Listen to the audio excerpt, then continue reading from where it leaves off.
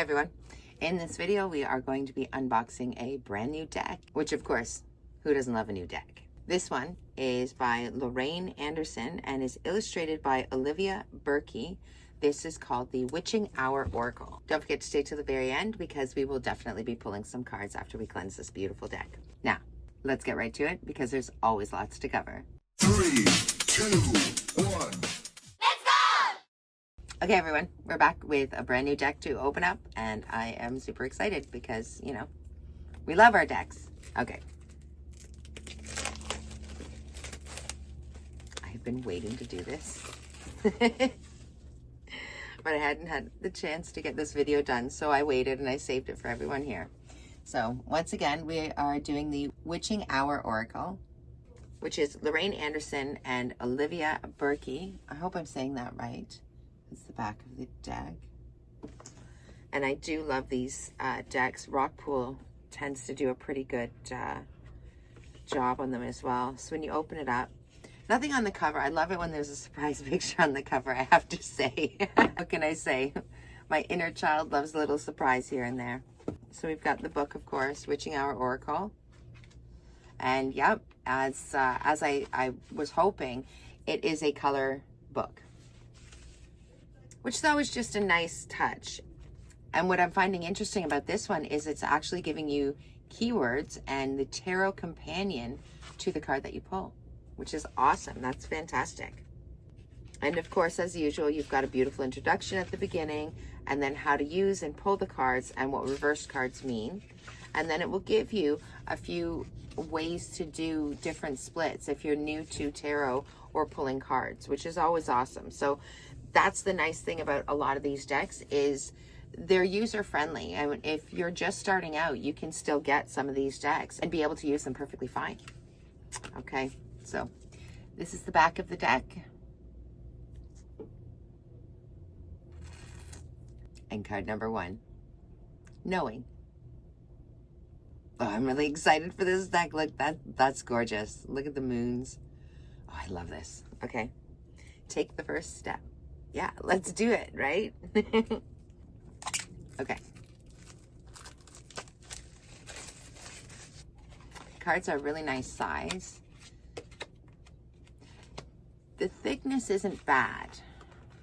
I've had a bit thicker of cards, but we'll have to see how they shuffle before we can pass any judgment whatsoever. The artwork is beautiful. Take a look at in her hair. All the different shapes. Mother Nature, Mother Earth is in there. The cosmos in front of her. Take the first step. So let's read on that card. Why not? So, take the first step. Trust your soul and intuition. Don't wait until you're ready. Now, the tarot companions for this card are the High Priestess and the Fool. I really like that. That's awesome. Every living thing on this planet and every celestial body within the universe has an innate knowledge of what to do. You see this intelligence within a flower telling it when to bloom. It's within animals who migrate, telling them when to seek warmer weather. It's within the planets that circle the sun in perfect synchronization. And it's within you too. Your body knows when to walk and how to develop. Your mind knows how to learn things such as speech, and your heart instinctively knows how to bond with other things. The intelligence guiding the earth and its inhabitants is the same wisdom that guides your intuition and tells you how to overcome obstacles and which path leads to the greatest fulfillment. When knowing comes into reading, it's your validation that you are ready, that you already know what to do in your situation. This is a sign to stop doubting your brilliance. You can't see it, but your higher self is downloading infinite amounts of information every single moment of the day and is sharing it with you in the form of your dreams, desires, and the things that excite you. Every daydream or fantasy is a glimpse of what could be in your future. These are not flights of fancy or delusions of grandeur. This is your higher self backed by your ancestors, spirit guides, and the cosmos, giving you the breadcrumbs that will lead you to your destiny and success.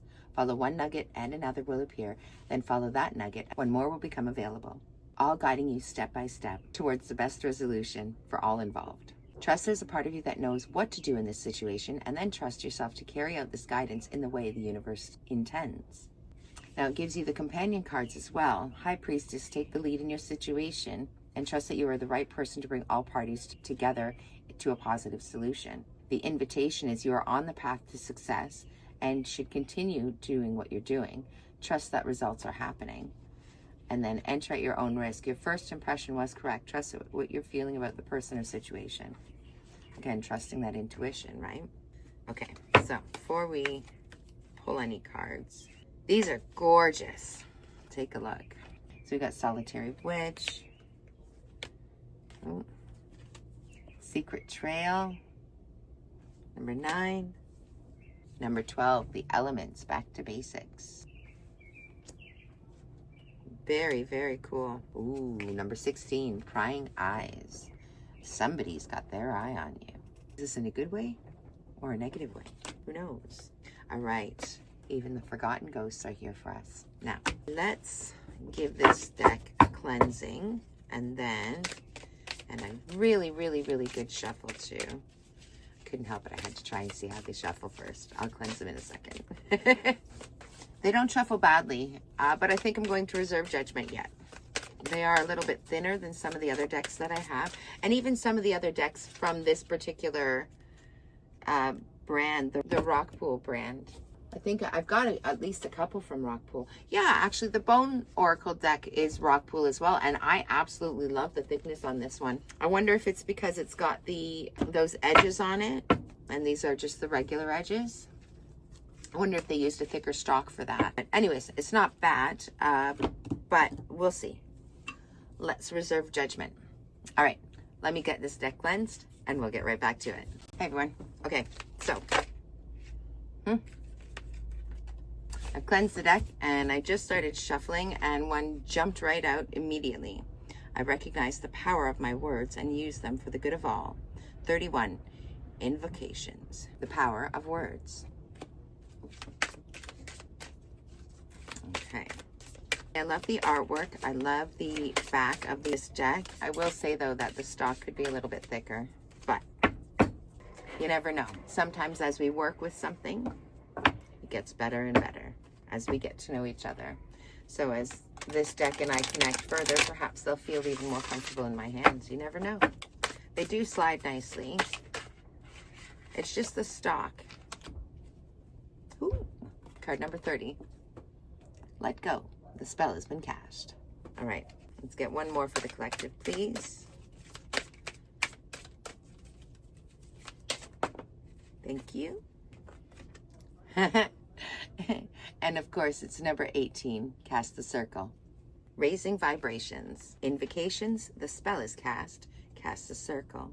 Power of words, let go, and raising vibrations. Card number 31, keywords are the power of words, kindness matters, and criticism. The tarot companion would be the Page of Swords. Invocations and song have been used for centuries in spells and ritual workings. Our ancestors knew the power of words and that they could be used to bring out joyous results. Chants invoke lightheartedness, make a day's work a little bit easier, restore faith in times of sorrow, and connect entire communities. But words can also be used in harmful ways. Words can curse, bind, and direct negative energy towards others. Your thoughts and words have a vibration, just like everything else in the universe. What you say and think both to others and to yourself matters. Your words have power that can bring about incredible abundance, love, joy, and a beautiful perspective. Self-criticism, however, is hurtful and can keep you trapped in stories and ideas that limit your growth and can even reverse your fortunes in extreme cases. What you say to others can be just as harmful for you as them. Think back to some moments when you chose meanness over kindness. We know we've all been there. Or anger over calm. Do you believe it hurt the other person? Did it feel good for you to say some of the things that you said? Invocations guide you to be mindful of the words you send out to the universe, whether through speech or thought. You don't need to police your own thoughts or criticize yourself when your words aren't positive, but you can take notice and choose something positive instead. And in time, with practice, you'll learn to choose love-filled communication, and your entire vibration and situation will shift. Companion cards are the High Priestess. Your path will likely involve public speaking or communication. The message of salt is amplified here. Speak up for yourself and better communicate your needs. Card number 30. The spell is cast. Keywords are surrender, let go, let the universe do its thing. And the tarot companion for this card would be the Star. There comes a point in every spell where you've done all you can do. You've cleared your space, focused your energy, said your invocation, and followed all the necessary steps for sending your intention out into the universe. Now it's time to let go and let the universe work its magic. Surrender, trust, and flow. This card comes to your reading when you are in your own way by holding on to expectations, trying to force or manipulate, obsessively seeking answers, or wishing to control your circumstances. You do not need to focus on a goal 24 hours a day for it to manifest. You don't need to say an affirmation 200 times a day for your intentions to be heard. You don't have to make an endless array of vision boards or purchase every spiritual tool that you can find to increase your magic. The universe doesn't need you to do anything but defer to the infinite intelligence of spirit and be ready to leap when your goal is presented to you. You are being called to find more peace and calm in your life, to have faith that all will be as it should. There's no room for the universe to surprise you with something better than you're imagining when you hold on too tightly to your idea of what something should be, or where it should come from, for that matter. What you have inquired about will unfold when the time is right. Pulling this card is also a message from Spirit requesting that you do not inquire about this situation again for a full moon cycle. That's definitely specific. So the companion card for this would be the Spirits. Spirits have heard your prayers and intentions. Things are happening behind the scenes on your behalf. So keep that faith. Bathing in the river. Yes, there is such a thing as too many rituals or spells, or readings for that matter. Spend more time having fun doing the things that have nothing to do with setting intentions or working on goals, or finding out how they're going. Bewitched. You are your own enemy in this situation. Consider how you might be sabotaging your own manifestations. And that's actually right along with the energy right now of being in flow state, of trusting the universe, letting go, and allowing things to happen for you in surprising and unexpected ways. The universe does know a little bit more than we do, don't you think? All right, last card is card number 18, Cast the Circle. The keywords are raising vibrations, sacred space, taking the extra step, as in don't skip this step. The tarot companion would be the Seven of Pentacles here. Casting a circle is a necessary step of spell work. This practice is how a witch guards their magic, protecting them from the outside influences that would rather not see them succeed. But the circle also amplifies the witch's power. It is a container that acts like a battery, giving you the energy you need to see real results. Casting a circle is a step that should not be avoided. This is protection, right? For those less witchy here, this is talking about your protection. This is talking about doing things the way they need to be done, not cutting corners, not taking the easy way out. Not necessarily just witches' circles. This card is guiding you to do things the right way. Avoid cutting corners, follow the established order of things. You may be anxious and seeking ways to skip ahead of the hard work or shorten the amount of time you need to succeed. And the song right now is Waiting is the Hardest Part. I can't remember who that's by. It might be Tom Petty or something. That's what's going off in my head right now. Doing so will hurt you in the end. Essentially, this is a measure twice, cut once card that ensures you have what you need before you get started. You may require additional resources or skills, or should consider continued learning. Taking these extra steps will help to ensure that you are properly prepared for the goals you are about to take on. If your reading is about relationships, receiving this card is a sign that you should not push the other person at this time. Patience, compassion, and understanding will benefit you greatly in the long term. So, the companion cards for this one are the Elements. Start back at the beginning. You have missed critical steps or overlooked necessary skills needed before you can move forward with your plans. The Witch Hunter or Bewitched. Cutting corners or taking shortcuts will lead to challenging and unfavorable circumstances. There's no faster path to your desires at this time. A second chance to do things the right way. So here's the thing is well, some people might be looking at that as not necessarily the most favorable card. It's not. This whole reading has been about the power of words and trusting, having faith in yourself, having faith in your manifestations, letting that go and keeping that vibration up while that's happening. Protecting yourself, protecting that manifestation, because there's so many things that can knock us off that path, that can make us think that, well, you know, maybe I don't deserve that, or maybe it's not happening, or what have you. And that's exactly what they want to do. So this whole reading is essentially the reminder of protecting your peace in that and trusting in the universe, trusting in that flow state, understanding that flow state. All right, everyone. If you're new here, thanks for coming in. And if you've been here before, thanks for coming back. Hope that helped. I definitely think we need to play with this deck a little bit more before we pass any judgments, because it really is a lovely deck.